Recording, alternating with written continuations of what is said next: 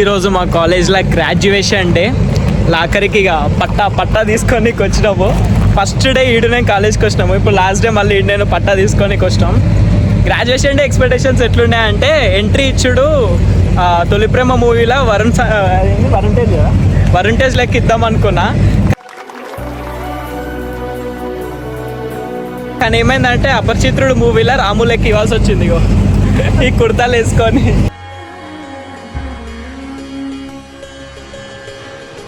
Music అట్లా అయిపోయింది. చలో పట్టా తీసుకుందాం పోయి. ఇక